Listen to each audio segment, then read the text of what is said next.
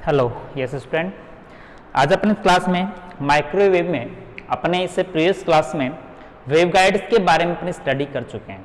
Waveguides का manufacturing, दो type की वेवगाइड्स का, दोनों टाइप की जो पॉसिबल मोड प्रोपोगेशन में फील्ड पैटर्न, उसकी करैक्टरिस्टिक्स फॉर्मूले अपने उसके बेसिस पर न्यूमेरिकल किस टाइप का आता है वो फॉर्मूले बेसिस के ऊपर आता है, जिसको अपन सोल्व आउट करते हैं। अपन वेवगाइड में लॉसेज की बात करेंगे आज। पावर लॉस होती है, उसमें लॉसेज के क्या क्या फैक्टर्स हैं, तो अपना टॉपिक है आज वेवगाइड लॉसेज। वेवगाइड लॉसेज मतलब पावर लॉस। वैसे waveguide is used to transfer the power in form of electromagnetic field one point to another point, but due to the finite type of characteristic of waveguide, some part is losses, unusable part। unusable part के रूप में वो क्या जाती है, loss हो जाती है। तो इसका क्या रीजन है, कौन कौन से फैक्ट हो सकते हैं जो वेवगाइड में इसको इंपोर्ट करते हैं, मतलब वेवगाइड लॉसेस फैक्टर्स कितने टाइप के होते हैं। तो देखो, अपन पहले यदि अपन वेव नेचर के बेसिस पर देखें तो वो होता है फ्रीक्वेंसी।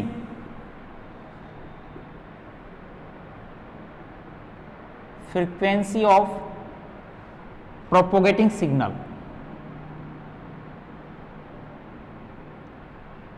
प्रोपेगेटिंग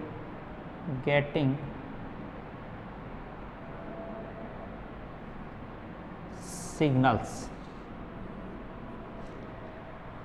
वेवगाइड में जिन सिग्नल को अपन एक्साइटेड कर रहे हैं, जिनके द्वारा जिस फ्रीक्वेंसी के ऊपर उसको ऑपरेट कर रहे हैं, मतलब ऑपरेटिंग फ्रीक्वेंसी,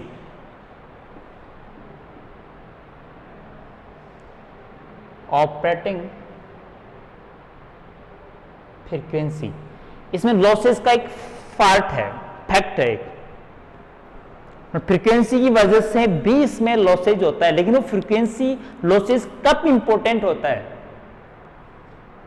कि अपन एक वेवगाइड के लिए एक रिलेशन फाइंड आउट करते हैं, प्रोपोगेशन कांस्टेंट गामा, आपको याद आ रहा हो, इसकी वैल्यू अपन यहां पर किस टाइप में रखते हैं, propagation constant kc square minus omega square mu epsilon.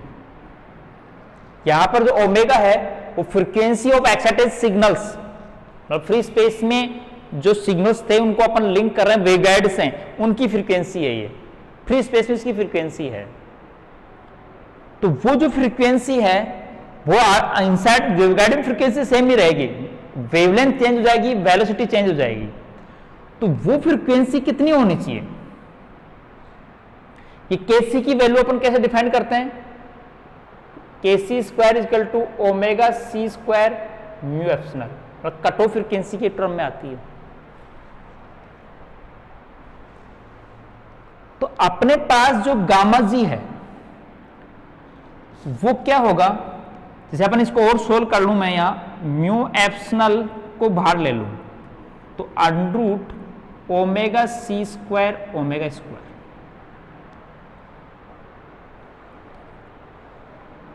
Gamma g की वैल्यू हो गई कि if frequency is less than omega C, ये केस लें अपन कि operating frequency of waveguide is less to cut off frequency.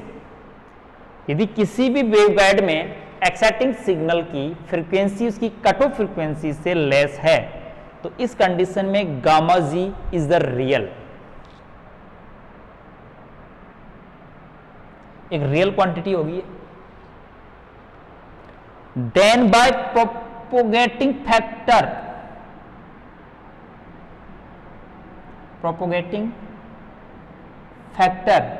e की power minus gamma g z is decreasing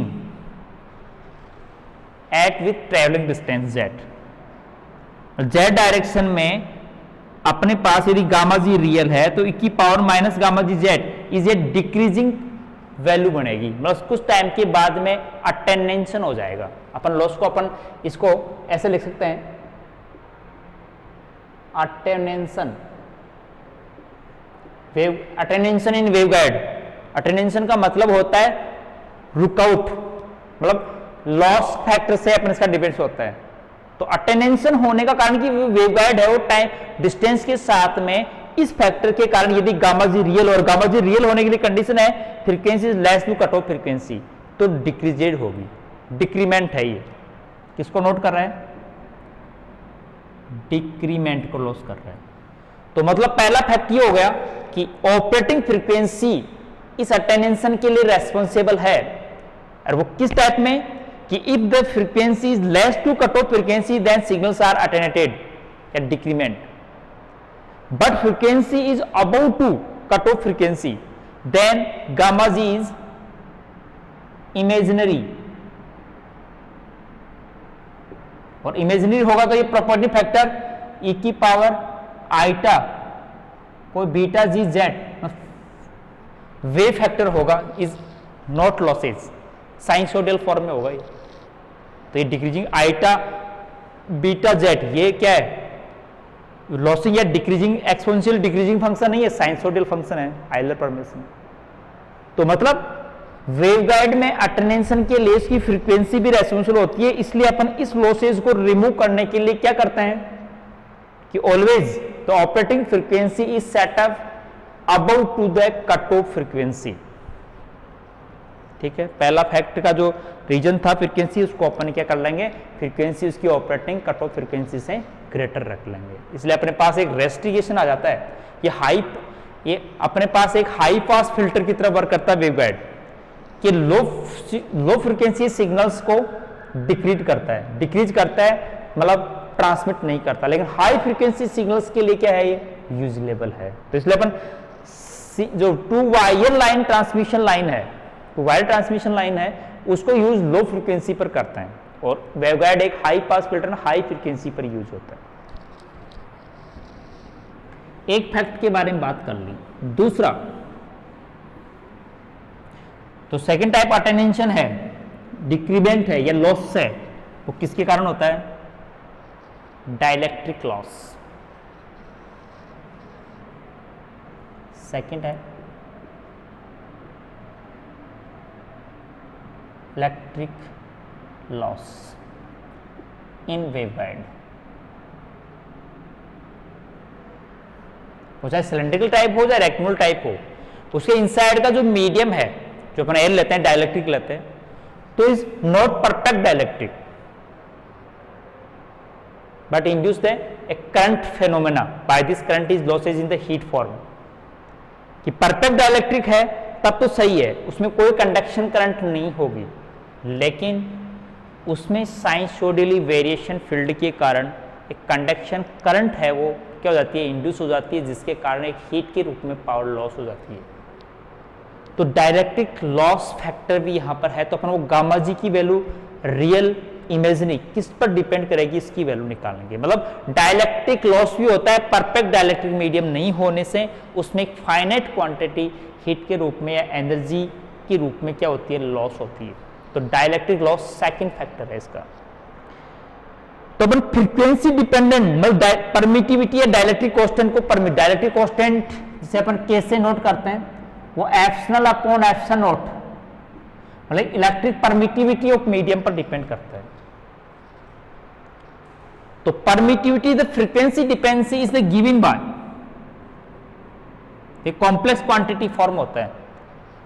medium permittivity एक कॉम्प्लेक्स क्वांटिटी फॉर्म का होने का मतलब है उसमें फेज शिफ्टिंग होती है, वेव सिग्नल जब प्रोपोगेट होते हैं, तो फेज शिफ्टिंग के कारण उसमें पावर फैक्टर क्या होता है, चेंज होता है, तो वो लॉस के फॉर्म में अपन नोट करते हैं।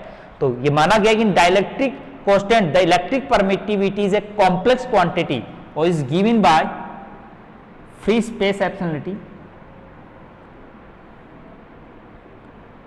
1 माइनस यहां जे होता है सिग्मा एप्सिलॉन ओमेगा, कंडक्टिविटी पर डिपेंड करता है। सिग्मा अपॉन एप्सिलॉन, जो अपने पास सिग्मा कंडक्टिविटी है कि उसके अंदर कंडक्टिविटी इंड्यूस हो जाती है, और जो ओमेगा इसकी फ्रीक्वेंसी है, एप्सिलॉन अपने पास है रियल परमिटिविटी है। इसका टेंजेंट जो फेज शिफ्टिंग एंगल निकालें, complex quantity phase shifting angle कैसे निकालते हैं, जो ऊपर वाली क्वांटिटी y कंपोनेंट का x कंपोनेंट में डिवाइड देते हैं, तो मतलब sigma upon mu epsilon upon, जब अपन यहां एप्सिलॉन से मल्टीप्लाई करेंगे तो सिग्मा अपॉन एप्सिलॉन आ जाएगा और अपॉन एप्सिलॉन कैंसिल हो जाएगा, ओमेगा आ जाएगा, ओमेगा अपॉन एप्सिलॉन, तो मतलब सिग्मा अपॉन ओमेगा एप्सिलॉन। इसको tangent shifting angle in dielectric medium, ये कैसे निकालते हैं, तो x प्लस आइटा बाई कोई कॉम्प्लेक्स क्वांटिटी का टेंजेंट एंगल इसी टाइप से निकालते हैं, real imagery part upon real part. वो नेगेटिव पार्ट रीजन, इसका नेगेटिव जो पार्ट है वो क्या बता रहा है, फेज शिफ्टिंग है वो -π/2 पर बता रहा है, ये जे मतलब पॉजिटिव में नीचे आएगा, कैपेसिटेंस की तरफ बिहेव करता है, इसको अपन कहते हैं, ठीक है। तो कैपेसिटेंस ही बिहेविंग है। तो अपने पास डाइलेक्ट्रिक परमिटिविटी एक कॉम्प्लेक्स क्वांटिटी है, तो अपने पास प्रोपोगेटिंग फैक्टर गामा जी पर इसका क्या इफेक्ट होगा, इसका रियल पार्ट और इमेजरी पार्ट क्या होगा, और फ्रीक्वेंसी से कैसे मिनिमाइज किया जा सकता है। तो देखिए गामा जी वी नो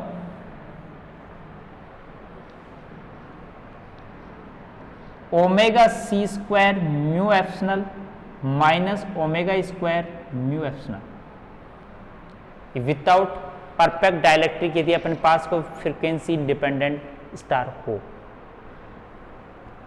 तो ये जो फैक्टर केसी है, प्रोपोगेशन कांस्टेंट है गामा,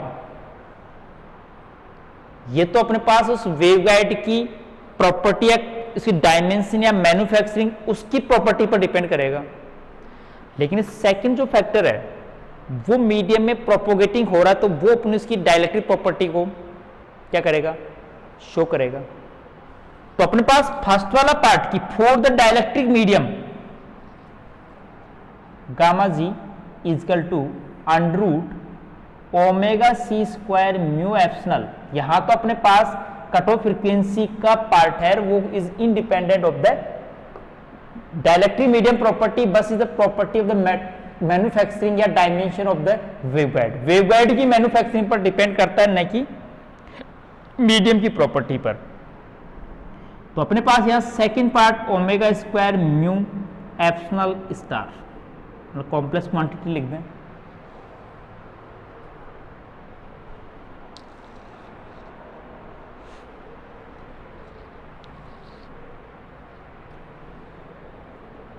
तो देखिए अपन सेकेंड्स को वामा जी को पार्ट को सोल्व करते हैं,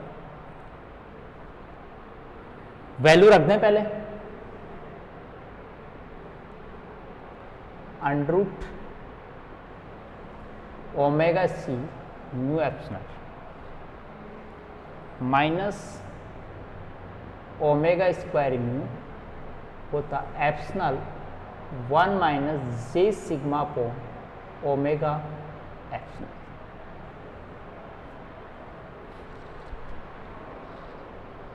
ठीक है, तो इसमें से कॉमन ले लें, ओमेगा सी स्क्वायर म्यू एप्सिलॉन क्या आ जाएगा, 1 माइनस ओमेगा अपॉन ओमेगा सी का होल स्क्वायर, और म्यू एप्सिलॉन ओमेगा मतलब यहां म्यू एप्सिलॉन तो बाहर चला गया, तो 1 minus j sigma upon epsilon.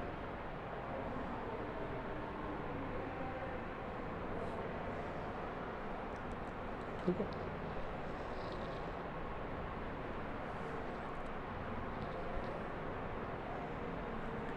अपने पास इसमें 1 माइनस ओमेगा स्क्वायर फैक्टर, तो 1 माइनस ये रियल अपने यहां पर अपने पास गामा जी है, तो ये it is a complex quantity, ये अपनी कॉम्प्लेक्स क्वांटिटी है। तो इस कॉम्प्लेक्स क्वांटिटी को अपन इमेजरी पार्ट और रियल पार्ट में सेपरेट करना चाहते हैं। तो देखो इसके लिए अपन क्या करें कि कंडीशन क्या है अपने पास कि omega is the greater than two omega C, क्या हो, और ओमेगा यदि लेस होगी तो डाइलेक्ट्रिक वैल्यू, तो ये पार्ट नेग्लिजिबल हो जाएगा इमेजरी। लेकिन ओमेगा यदि क्या हुआ, लेस हुआ, तो ये क्वांटिटी एक लेस क्वांटिटी होगी कि अपने पास यहां इस क्वांटिटी को अपन ओमेगा माइनस ओमेगा सी स्क्वायर की टर्म में अपन यदि सब्स्टिट्यूट करें और इसमें omega is less than to C ले लें कि if omega is less than omega C, तो देखो पहले अपन इसको एक एक्सपेंड करके दो टर्म बना लो, ओमेगा सी स्क्वायर म्यू एप्सिलॉन का भी under root, sorry omega C common बाहर आएगा तो ये स्क्वायर का हट जाएगा, ये अंडरूट हो जाएगा, 1 माइनस ओमेगा अपॉन ओमेगा सी स्क्वायर, 1 से 1 हो गया, प्लस जे सिग्मा अपॉन ओमेगा एप्सिलॉन और मल्टीप्लाई होगा ओमेगा अपॉन ओमेगा सी का होल स्क्वायर की पावर हाफ, ऐसे लिख देता हूं, चल कुछ नहीं मल्टीप्लाई किया है, ठीक है। इसमें अपन इसका बाइनोमियल करने के लिए इन स्टार्ट वाली दो टर्म को अलग सेट मान लेते हैं, कॉमन ले लेते हैं, ओमेगा सी mu epsilon 1 minus omega upon omega सी का स्क्वायर की पावर हाफ कॉमन ले लें इसमें से, तो ये 1 माइनस सॉरी 1 प्लस जे sigma upon epsilon omega upon omega सी का स्क्वायर और उसके डायमेंशन में 1 माइनस ओमेगा अपॉन ओमेगा सी का स्क्वायर, एलसीएम ले लें पावर हाफ।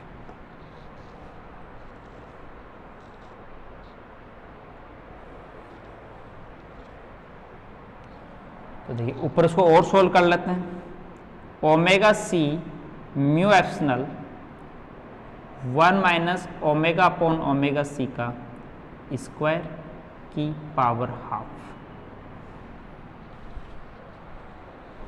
केवल मैं इसका क्या वैल्यू निकालना था, ऐसा क्यों कर रहे हैं अपन कि गामा जी की वैल्यू का रियल पार्ट और इमेजरी पार्ट अलग निकालना चाहते हैं, तो जो इसका रियल पार्ट आएगा वो इसका डाइलेक्ट्रिक अटेंडेंस कांस्टेंट होगा, और जो इमेजरी पार्ट आएगा वो डाइलेक्ट्रिक फेज शिफ्ट पार्ट होगा, ठीक है। तो अपन इसको 1 प्लस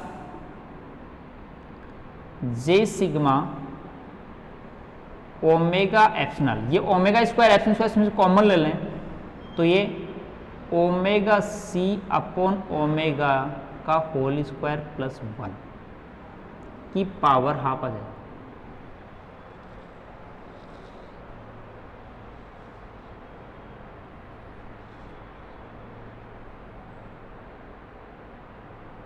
ठीक है, अब देखिए अपन इसका बाइनोमियल एक्सपेंशन किस टर्म पर कर सकते हैं कि जब अपने पास ओमेगा की वैल्यू एक तो less than two omega C हो तो ये पार्ट नेग्लिजिबल हो जाता है यह तो, लेकिन ये पार्ट देखो कि ओमेगा यदि लेस है तो हायर पार्ट हो जाएगा, और ये हायर पार्ट है तो कंप्लीट क्या हो जाएगा, लॉस हो जाएगा, लेस पार्ट हो जाएगा, 1 से लेस हो जाएगा कि ओमेगा की वैल्यू क्या है, लेस है, तो ये पार्ट हाई वैल्यू हो जाएगा, और हाई वैल्यू होने से क्या हो जाएगा, लेस।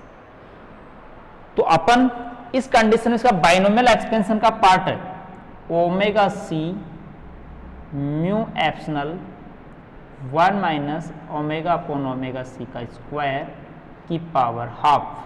तो इसका दो बाइनोमियल टर्म तक, दो टर्म तक वैल्यू निकाल लें, 1 प्लस जे sigma upon 2 epsilon omega 1 plus omega C omega का स्क्वायर।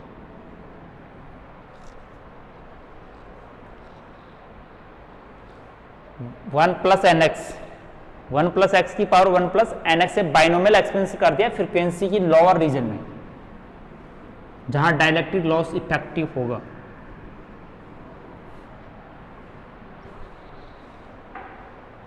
तो मतलब यहां हो जाएगा, किसकी वैल्यू चल रही है, gamma ji is equal to omega C mu epsilon 1 minus omega upon omega सी का स्क्वायर की पावर हाफ। तो ये रियल पार्ट आ गया, plus j imaginary part omega C under root mu epsilon और सिग्मा अपॉन 2 ओमेगा एप्सिलॉन और 1 plus omega C upon omega का whole square और ऊपर अपने पास ये पार्ट 1 माइनस ओमेगा अपॉन, ये देखना प्लस कैसे माइनस में ही है पार्ट,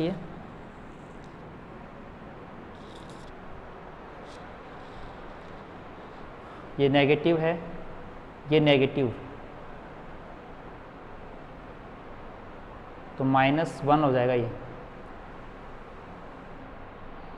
ठीक है। तो यहाँ पर अपने पास 1 माइनस ओमेगा सी स्क्वायर लिखोगे तो ये पार्ट नेगेटिव आ जाएगा। बस ध्यान देना कि मैंने यहाँ से इसको कॉमन लिया है, तो कॉमन एडिटिव इसके नीचे आया ये माइनस में, यहाँ ये माइनस ब्रैकेट में, फिर अपन इसको नेगेटिव वैल्यू ओमेगा सी स्क्वायर से मल्टीप्लाई करके अपन ने तो -1 में, तो 1 माइनस ओमेगा सी स्क्वायर का तो नेगेटिव पार्ट में आ जाएगा। तो ये 1 माइनस कर दो चाहिए, यहाँ क्या रहेगा, negative, minus omega upon omega सी का होल स्क्वायर का हाफ।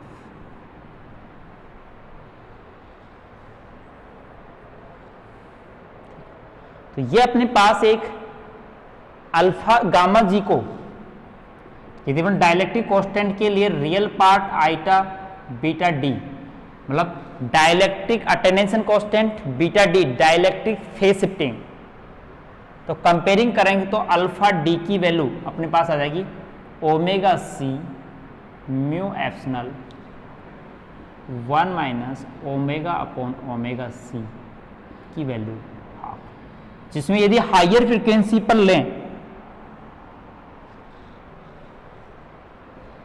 ओमेगा अपॉन ओमेगा सी का होल स्क्वायर,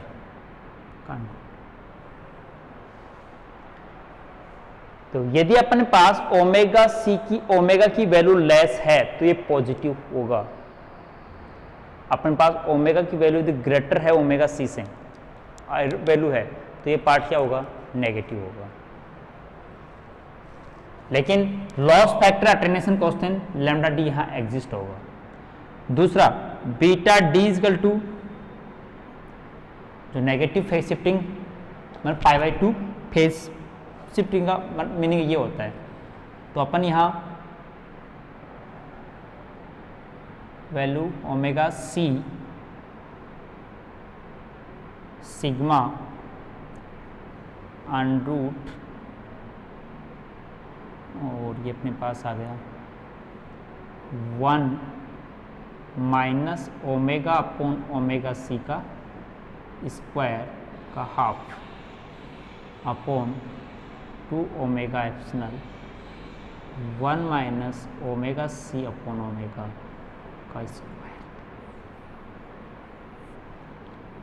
चाहे टेंजेंट के फॉर्मूले में लिखें, टेन डेल्टा इजकल टू अपन पहले लिख चुके थे sigma upon omega epsilon,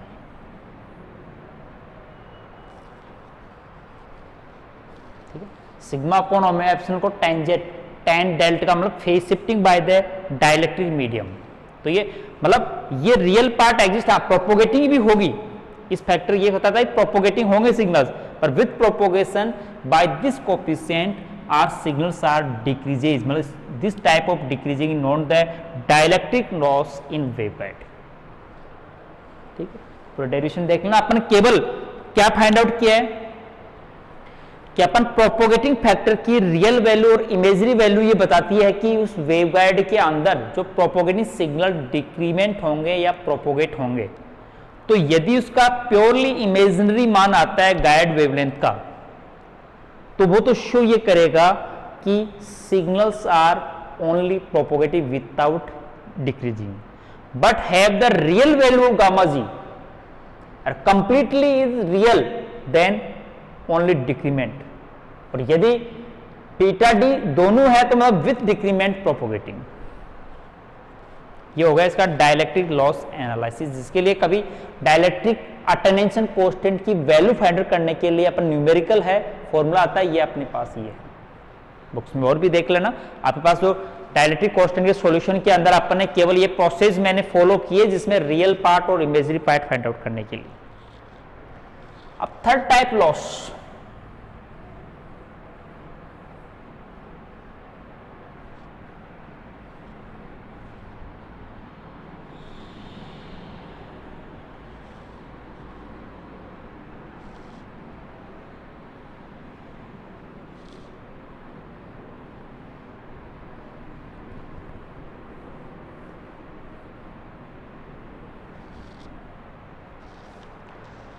waveguide के अंदर डाइलेक्ट्रिक लॉस और frequency operating frequency dependent loss को फाइंड कर लिया। ये थर्ड टाइप लॉस आता है कंडक्टर वाल,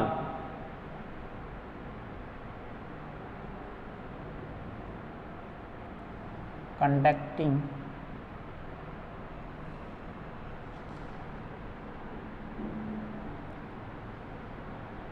walls of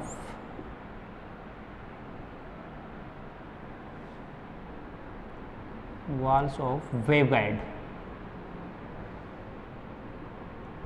मतलब वेवगाइड की जो कंडक्टिंग वॉल्स है वो भी रेस्पॉन्सिबल है फॉर द पावर लॉस, क्यों परफेक्टली कंडक्टर नहीं है, have a finite resistance. So by the current is induced in the walls by the magnetization and electromagnetic fields, then this current is lost as a heat formed due to the finite resistance of the waveguide। मतलब उन waveguide के जो walls पर है electromagnetic field के magnetisation और इलेक्ट्रोलाइजेशन से उसमें करंट इंड्यूस हो जाती है, और वो करंट है वो इनफाइनेटली फ्लो न होके उसकी रेजिस्टिव लॉस के कारण, उसमें फाइनाइट रेजिस्टेंस के कारण उसमें हीट फॉर्म में लॉस हो जाता है।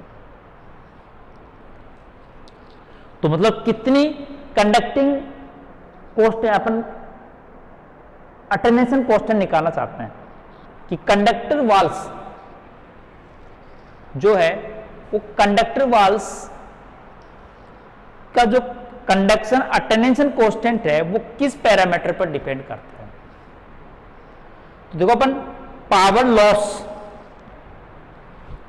लॉस को और पावर ट्रांसमिशन को अपन इलेक्ट्रोमैग्नेटिक फील्ड के कारण ही तो हो रहा है, ये कोई मीडियम के कारण नहीं हो रहा, ये कोई फ्रीक्वेंसी के सिग्नल्स की फ्रीक्वेंसी के कारण नहीं हो रहा। और कंडक्टर पर लॉस हो रहा है तो कंडक्टर लॉस किसके कारण हो रहा है, वो फील्ड है, उस फील्ड के कारण उसमें मैग्नेटाइजेशन इलेक्ट्रिलाइजेशन हो रहा है। तो इलेक्ट्रोमैग्नेटिक फील्ड्स है वो अपने ट्रांसवर्स फील्ड कंपोनेंट के कारण पावर डिलीवर्ड करते हैं, इसको पॉइंटिंग वेक्टर कहते हैं। कि अपन इसका क्या निकालना चाहते हैं, conducting walls of waveguide are एक kind of type to loss in waveguide. Waveguide में लॉस का एक काइंड है, एक टाइप का फॉर्म है जो कंडक्टर वाल्स भी इसमें रेस्पॉन्सिबल है। लेकिन कंडक्टर वाल्स पर जो पावर लॉस होता है वो क्यों होता है, क्यों इलेक्ट्रोमैग्नेटिक फील्ड्स के कारण उसमें मैग्नेटाइजेशन इलेक्ट्रिलाइजेशन करंट इंड्यूस हो जाती है और उसकी फाइनाइट रेजिस्टिविटी के कारण उसमें हीट के रूप में पावर लॉस हो जाती है। तो अपन उस पावर का, इस कंडक्टिंग वाल पावर लॉस का conducting dielectric constant attenuation constant निकाला, तो conducting attenuation constant find out करना चाहते हैं। तो देखो अपन waveguide in waveguide power transmitted in form EM energy. It is given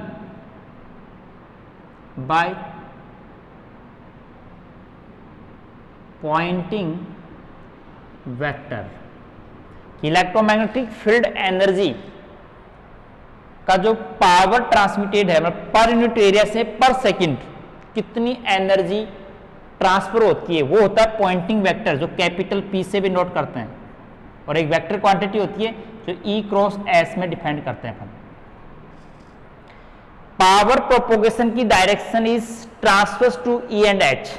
E और H एक दूसरे के ट्रांसवर्स होते हैं और जो एनर्जी ट्रांसफर होता है उनके परपेंडिकुलर होता है. मतलब एक्स डायरेक्शन में इलेक्ट्रिक फील्ड है, वाई डायरेक्शन में मैग्नेटिक फील्ड, ट्रांसवर्स फील्ड हो गए और energy transfer along to jet axis हो रही है. तो मतलब और इसका जो फिजिकल मीनिंग होता है कि पर यूनिट एरिया से पर सेकेंड जो एनर्जी रेडिएट होती है उसको अपन पॉइंटिंग वेक्टर कहते हैं. तो मतलब ये पर यूनिट एरिया से है तो अपन तो वेवगाइड के क्रॉस सेक्शन के ऊपर उसको इंटीग्रेटेड करना पड़ेगा, लेकिन ट्रांसवर्स कंपोनेंट के लिए करना पड़ेगा. मतलब ये जो पॉइंटिंग वेक्टर P है, PT बोलते हैं, ट्रांसवर्स पावर, वो ET एंड ST मतलब ट्रांसवर्स फील्ड कंपोनेंट के कारण होगी. ट्रांसवर्स फील्ड कंपोनेंट के कारण होगी. तो पर सेकंड और पर यूनिट एरिया से है ये पॉइंटिंग वेक्टर. तो अपन पर सेकंड रेडिएट या फ्लोइंग एनर्जी को पावर कहते हैं. तो transmitted power, transmitted power bye EM field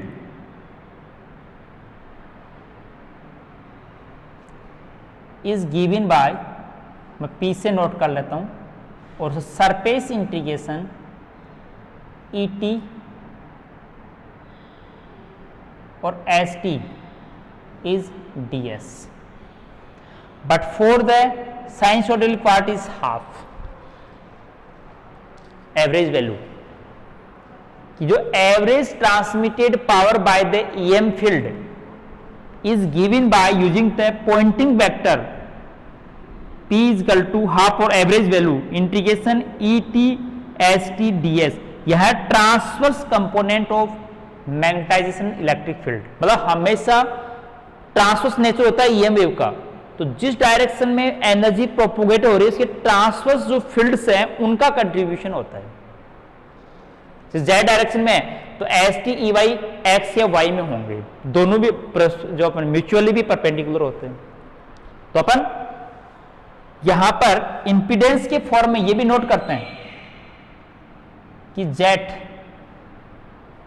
impedance of medium क्या होता है, E और H का रेशियो होता है, और वो ट्रांसवर्स रेशियो है तो अपन ट्रांसवर्स रेशियो ले लें,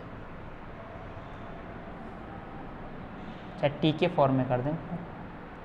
transverse electric field component, transverse magnetic field component, ठीक है, दोनों का रेशियो ट्रांसवर्स इंपीडेंस होती है. ट्रांसवर्स मतलब प्रोपोगेशन के परपेंडिकुलर.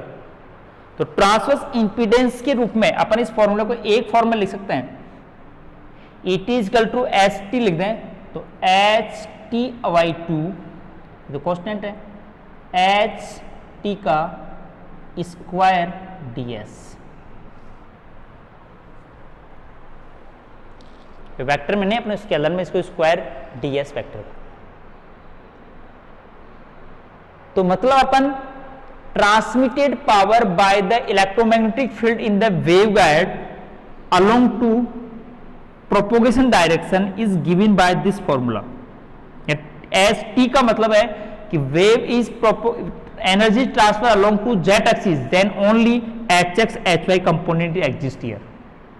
केवल HX और HY हो सकता है, HZ नहीं होगा इसमें. तो अपन वी नो H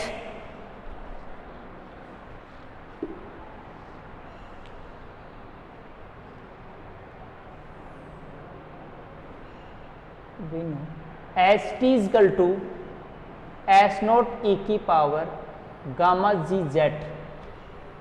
कोई भी फील्ड कंपोनेंट होता है अपना, वो एस नोट यहां एक्स वाई का जो फंक्शन होता है, और ये अपने पास क्या होता है, जेड प्रोपोगेटिंग फैक्टर होता है गामा जी। तो अपन यदि प्रोपोगेटिंग फैक्टर गामा जी की जगह गामा जी अपन अल्फा सी, मतलब यहां gamma G equal to conductor loss है आइटा बीटा सी,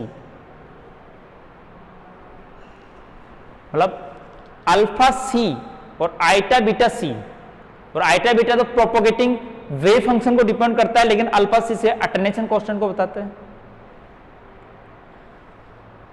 तो अपने पास यहां इसका यदि प्रोपोर्शनल कांस्टेंट के रेस्पेक्ट में यू वैल्यू रखें तो पावर ट्रांसमिटेड पावर क्या हो जाएगी, Z T upon 2 integration S not E की पावर गामा जी Z T S. D S क्या आएगा, जेड डायरेक्शन में है तो एक्स वाई डायरेक्शन की डायमेंशन का एरिया।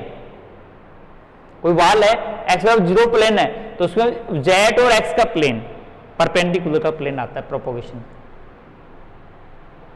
और यदि अपन कंडक्टर लॉस की वैल्यू अल्फा सी की, gamma ji is the alpha C मान लें, इसका भी क्या है, स्क्वायर है सॉरी, कि in the waveguide signals are attenuated with attenuation constant alpha C due to the conducting walls. तो मैं इसको अपन P T Z T upon 2 S not square, ये तो इंडिपेंडेंट होगा, जेड के साथ वेरीज नहीं होगा, तो अपन इसे इंटीग्रेशन में रख लें, इंटीग्रेशन में तो आएगा एच नॉट स्क्वायर ई की पावर 2 माइनस गामा जी जेड डी एस लिख सकते हैं। इसको अपन अल्फा में कर दें, equal to Z T upon 2 integration S not square A की power 2 alpha C Z D S. ये अपने पास पावर ट्रांसमिशन पावर का एक्सपेंशन आ गया by the EM field theory using the Poynting vector consideration. कि पॉइंटिंग वेक्टर इलेक्ट्रोमैग्नेटिक फील्ड में जो पर यूनिट एरिया से पर सेकेंड डिलीवर्ड पावर को डिनोट करता है, और वो अपन ट्रांसवर्स पावर निकाल रहे हैं, तो ट्रांसवर्स इलेक्ट्रोमैग्नेटिक फील्ड्स के कारण प्रोपेगेट होगा, तो वो अपन transmitted power transverse electromagnetic field का मतलब है जेड डायरेक्शन में यदि वेव प्रोपोगेट हो रही है तो एक्स वाई के इलेक्ट्रोमैग्नेटिक फील्ड के कारण पावर डिलीवर्ड होगी। तो अपन ई क्रॉस एस हटा देते हैं, 90 डिग्री पर एंगल है दोनों एक दूसरे से 90 पर, तो ईटीएस से सरफेस इंटीग्रेशन कर दे तो पावर ट्रांसमिशन आ जाता है, और वो ट्रांसमिशन इंपीडेंस के टर्म में किसी एक एच कंपोनेंट के रूप में अपन लिख लेते हैं। अपन इसका एक्सपेंशन करना चाहेंगे अल्फा सी का, तो पावर ट्रांसमिशन निकाली, तो पावर लॉस कैसे होता है इलेक्ट्रोमैग्नेटिक वाल्स में, या कहीं पर भी अपन पावर लॉस को कैसे डिफाइन करें कि इलेक्ट्रोमैग्नेटिक वेव प्रोपोगेट हो रही है और इतनी एनर्जी का ट्रांसमिशन कर रही है, तो पावर लॉस कैसे निकालें। पावर लॉस कैसे डिफाइन करते हैं कि rate of change of power transmission या decrease rate of change of power transmission is not the power loss. मतलब जितनी पावर ट्रांसमिशन हो रही है और उसमें जितनी रेट से कमी हो रही है वो लॉस हो रहा है। तो पावर मतलब पर यूनिट डिस्टेंस का अपन डिस्टेंस के बेसिस पर तो निकालना चाहते हैं, तो पावर रेट नेगेटिव मतलब रेट डिक्रीज का मतलब नेगेटिव रेट चेंज, तो पीएल कह सकते हैं इसमें पावर लॉस को, वो हो सकती है डीपीटी अपॉन डीजेड, मतलब negative rate of change of power transmission is not the power loss. मतलब जितनी एनर्जी ट्रांसमिट हो रही है और पर डिस्टेंस, पर यूनिट डिस्टेंस पर जितनी उसमें क्या हो रहा है, पर यूनिट डिस्टेंस की बात कर रहे हैं, जितना इसमें डिक्रीज हो रहा है, वो नेगेटिव साइन क्या बता रहा है, डिक्रीज हो रहा है, वो लॉस में जा रहा है। तो डेफिनेशन से PL बराबर PT अपॉन DZ लिखते हैं। ये तो ट्रांसमिशन पावर है और ये क्या है, पावर लॉस है। तो अपने यहां पर इस फॉर्मूले को यदि PT की वैल्यू रख दे तो क्या आ जाएगा, वैल्यू रखें तो डिफरेंशिएशन करना होगा डेल अपॉन डेल Z के रेस्पेक्ट में, जो पर यूनिट लेंथ पर पावर लॉस बताएगा। ZT/2 S naught square e की power 2 alpha C Z DS, Z के रेस्पेक्ट में डिफरेंशिएशन करना केवल, तो ZT ये कांस्टेंट है, बाहर आ जाएगा। e की पावर -2 अल्फा C, तो -2 अल्फा C बाहर आ जाएगा, एजिटिव अपने पास वही रह जाएगा, S नॉट का स्क्वायर e की पावर 2 अल्फा CZ और DS, और इंटीग्रेशन भी अपना इंडिपेंडेंट ऑफ द डिफरेंशिएशन। इसको माइनस माइनस पॉजिटिव हो गया, 2 अल्फा C तो छोड़ दो, बाकी को वापस लिखो कि ZT/2 integration S naught square 2 alpha CZ DS। तो क्या हो गया PT, तो 2 alpha C PT equal to PL। तो मतलब alpha C conductor attenuation constant, मतलब वेवगाइड में conductor attenuation constant alpha C की वैल्यू अपन निकाल सकते हैं power loss upon 2 power transmission, कि कंडक्टर की जो ऑल वॉल्स हैं, सराउंडिंग जो वॉल्स हैं, वो all contribute in the conduct in this type of loss, इस लॉस में कंट्रीब्यूट करती है। तो किसी भी वॉल के ऊपर अपन को पावर लॉस और पावर ट्रांसमिशन यदि निकालने उस वॉल पर, तो अपन उसका अटेन्यूएशन कांस्टेंट फाइंड आउट कर सकते हैं। तो टोटल पावर लॉस सभी टाइप की वॉल्स के ऊपर सम करना पड़ेगा, और टोटल ट्रांसमिटेड पावर अपन वेक्टर जो अपने पास फॉर्मूला है उससे फॉर्मूले से अपन इंटीग्रेट करके निकालेंगे, मतलब ट्रांसवर्स कंपोनेंट का इंटीग्रेशन कर लेंगे on the dimension of the waveguide. Transmission power तो कैसे निकालेंगे कि जो ट्रांसवर्स फील्ड है HX और HY, इनका अपन जो इसकी डायमेंशन है, मतलब x और y डायरेक्शन में, रेक्टेंगुलर में A और B है, सिलेंड्रिकल में 0 से R तक है रेडियल पार्ट का, तो उनका अपन इंटीग्रेशन करके टोटल पावर ट्रांसमिशन PT निकाल लेंगे। और PL कैसे निकालेंगे, जिस रेक्टेंगुलर वेवगाइड में 4 सरफेस हो जाती है, तो हर सरफेस पर इंडिविजुअली अपन पावर लॉस फैक्टर का ट्रांसवर्स फॉर्मूले से पावर लॉस की वैल्यू निकालेंगे, और उस पावर लॉस की वैल्यू फाइंड करने के बाद में टोटल पावर लॉस फाइंड कर लेंगे, और टोटल पावर लॉस फाइंड होने के बाद में अपन इस फॉर्मूले में रख के conductor attenuation constant alpha C की वैल्यू फाइंड कर लेते हैं। डायरेक्ट इक्वेशन आता है कि इन दिस मोड TMN को इन मोड दे देते हैं, और इस मोड में कंडक्टिंग अटेन्यूएशन कांस्टेंट की वैल्यू फाइंड आउट करो अल्फा C की।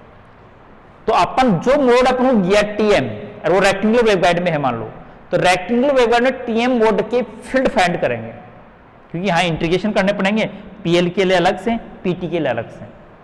तो PL तो रेजिस्टिव लॉसेज है किसका, वॉल्स पर, तो वॉल्स पर रेजिस्टिव लॉसेज क्या है, वो ट्रांसवर्स कंपोनेंट के बेसिस पर होगा H के, तो मतलब H मैग्नेटाइजेशन है H, फॉर्मूला अपने पास जो वेक्टर पॉइंटिंग वेक्टर फॉर्मूला है वो यूज करेंगे, बस वो पावर का PL में PT में क्या डिफरेंस है, ये ट्रांसमिशन पावर है, ये लॉस पावर है बाय द इलेक्ट्रोमैग्नेटिक फील्ड, दोनों इलेक्ट्रोमैग्नेटिक फील्ड की कंपोनेंट्स हैं। तो अपन दोनों के लिए फॉर्मूला वेक्टर जो अपन पॉइंटिंग वेक्टर पावर का फॉर्मूला वो यूज करेंगे, लेकिन कंडीशन अलग होगी कि उस वाल के लिए उसके जो ट्रांसवर्स कंपोनेंट अलग हो सकते हैं, मतलब टेंजेंशियल कंपोनेंट आएंगे H के किसी वाल पर, वो उसमें मैग्नेटाइजेशन का डिफेंस करेंगे। तो अपन इसमें इफेक्टिव रेजिस्टेंस के रूप में, जैसे अपने ZT के लिए इलेक्ट्रोमैग्नेटिक वेव का वेव इंफिडेंस है, तो वाल के ऊपर उसका रेजिस्टेंस होगा, जो स्पिन इफेक्टिव रेजिस्टेंस के फॉर्म से जानते हैं अपन, गाइड रेजिस्टेंस, वाल्स रेजिस्टेंस। तो पावर लॉस का फॉर्मूला अपन क्या यूज करेंगे, PL equal to RS/2 surface integration ST का square, transverse component of magnetization on the boundary surface, जहां पर भी अपन लॉस निकालेंगे, टेंजेंशियल कंपोनेंट निकालना उसका, वो ट्रांसवर्स कंपोनेंट DS। और PT के लिए फॉर्मूला भी अपने पास यही है, लेकिन वो ZT ट्रांसवर्स इंपीडेंस है फॉर द वेव, देखिए RS कंडक्टर वाल रेजिस्टेंस है, जो इफेक्टिव रेजिस्टेंस बोलते हैं इसको, स्पिन इफेक्ट रेजिस्टेंस भी बोलते हैं। ZT/2 इंटीग्रेशन HT ट्रांसवर्स का स्क्वायर DS।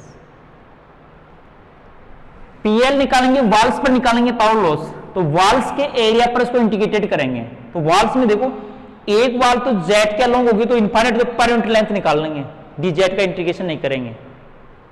और यहां जब अपन पावर T ट्रांसमिशन निकालेंगे Z के अलोंग, तो X और Y पर 0 से भी पूरा इंटीग्रेशन कर लेंगे, ठीक है। तो अपने पास क्या आ जाएगा, पावर ट्रांसमिशन आ जाएगा, और वो इस फॉर्मूले में वैल्यू रख के conductor attention constant alpha C की वैल्यू फाइंड आउट कर लेंगे। ये अपनी इसमें टास्क हो।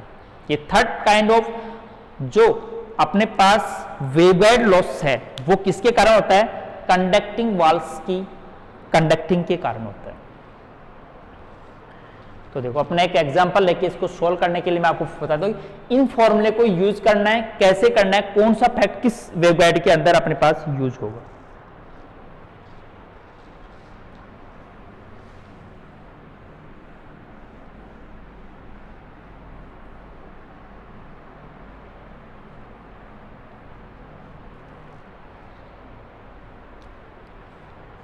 सीधा क्वेश्चन ऐसा आ सकता है कि find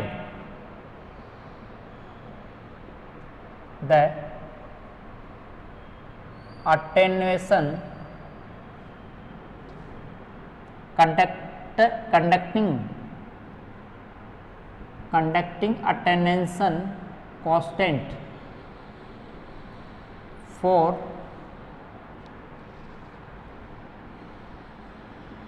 TM11 mode excitation in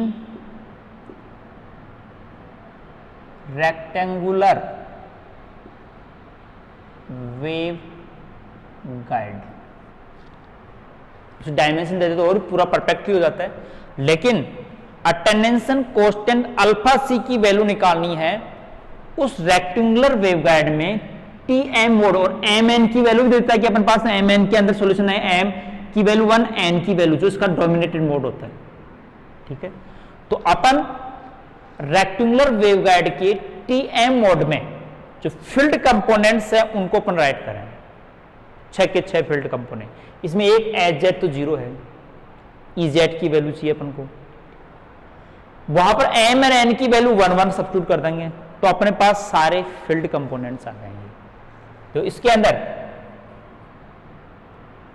अपने पास पहला HZ 0 है और EZ की वैल्यू, यहां कोई कांस्टेंट था MN 1 1, जिसे मैं MN के टर्म में लिख देता हूं, MN साइन, क्योंकि TM मोड में साइन सॉल्यूशन आता है, TE मोड में कोसाइन सॉल्यूशन आता है, उसकी बाउंड्री कंडीशन के बेसिस पर अपन सोल्व करते हैं। Sine n pi upon AX sine m pi upon BY और e की पावर गामा जी जेड,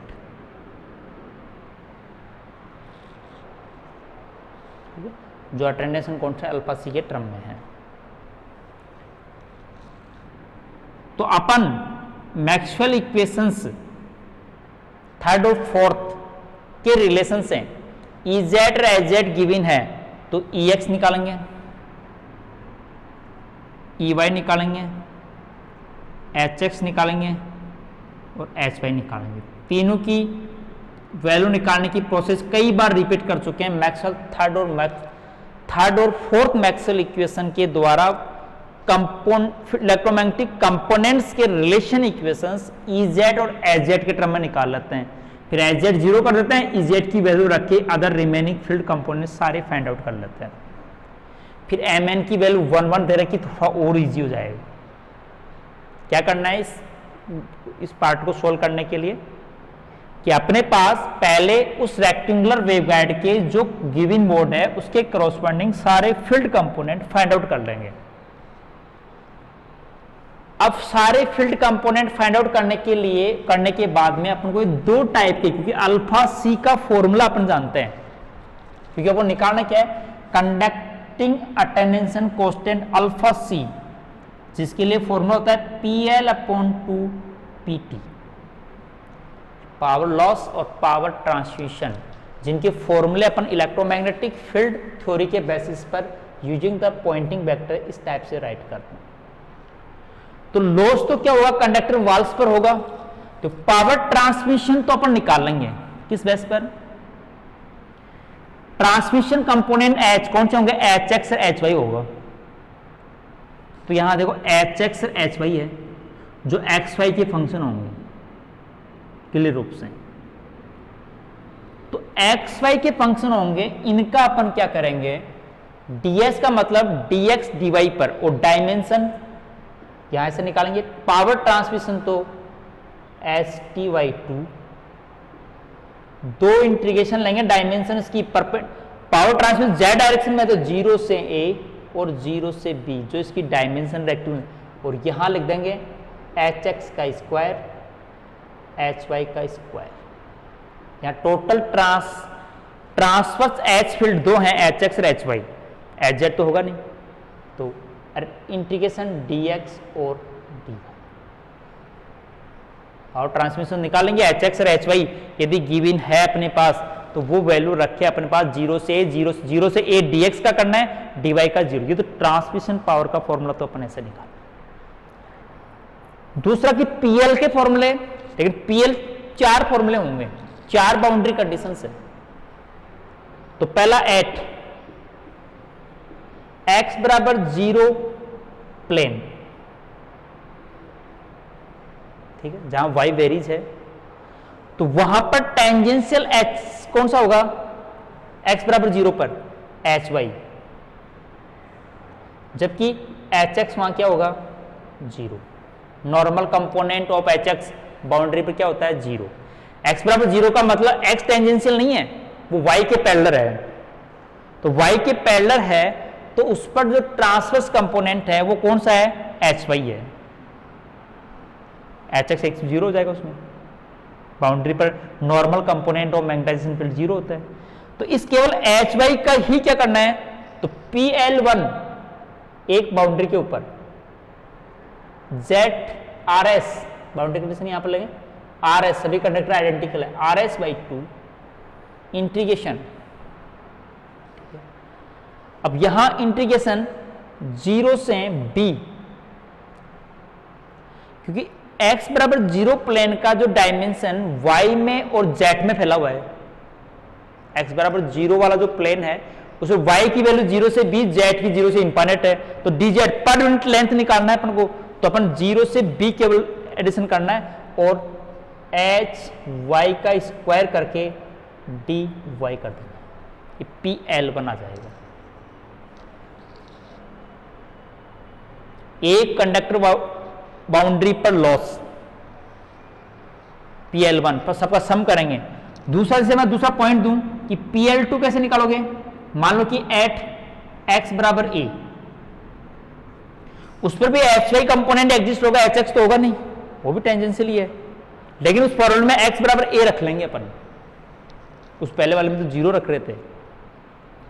फिर वो इंटीग्रेशन 0 से b dy, dz मतलब पर यूनिट लेंथ करना है, तो अपन पर यूनिट लेंथ के अंदर इंक्लूड हो गया, तो hy का स्क्वायर 0 से b, चाहे सेम ही वैल्यू आएगी, अपन इसमें डबल कर सकते हैं, PL1 x बराबर a, x बराबर 0, मान लें कि अपन साइड व्यूज है ये, साइड वॉल्स है, और टॉप अपन मान लें कि y बराबर 0 और y बराबर b, ये टॉप और बॉटम वॉल्स है, तो दोनों पर सेम होगा, इन दोनों पर सेम होगा, तो अपन वहां पर hx एग्जिस्ट होगा और यहाँ hy एग्जिस्ट होगा, तो 4 इंटीग्रेशन करने हैं, चारों इंटीग्रेशन को टोटल पावर लॉस सम कर देना है, तो PL निकाल लेंगे।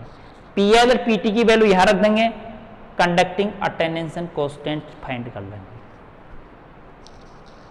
ठीक है, तो कल मैं इसी के बेसिस पर एक फाइनाइट ऑर्डर का कोई फिक्स न्यूमेरिकल जो कई बार पूछा गया है, उसके लिए अपन में एक वेवगाइड के किसी एक मोड के लिए सभी इंटीग्रेशंस सोल्व आउट करूंगा। उसके बाद में आपको सिमिलरली प्रैक्टिस करनी है। अपने पास दो वेवगाइड है और दोनों के दो टाइप के मोड हैं, तो 4 टाइप के conductor attendance constant find out करने हैं। तो एक को मैं कंप्लीटली करना क्या है, जिसका फॉर्मूला मैंने यहां तक ले लिया, ये यूज करूंगा मैं। PL और PT के फॉर्मूले मैंने यूज कर लिए और ये अपन डिफाइंड कर दिया। तो कई बार तो डिफाइंड तक क्वेश्चन आ जाता है, defined the drive the conducting attenuation constant alpha c equal to PL upon 2 PT। तो इसको तो अपन को पहले पॉइंटिंग वेक्टर हाइपोथेसिस से इसको क्या कर देना है, सोल्व कर देना है। बाद में अपन इसके अंदर जो वैल्यूज है PT और P की वैल्यू अलग अलग वाल्स के ऊपर, लॉस वाले तो चारों वाल्स के ऊपर निकाल लेंगे, ऐड कर दे, और ट्रांसमिशन को उसकी डायमेंशन जो क्रॉस डायमेंशन है उसके ऊपर इंटीग्रेटेड करके पावर ट्रांसमिशन निकालना, दोनों की वैल्यू रख के कंडक्टिंग अटेंडेंस कांस्टेंट की वैल्यू फाइंड आउट कर लेंगे।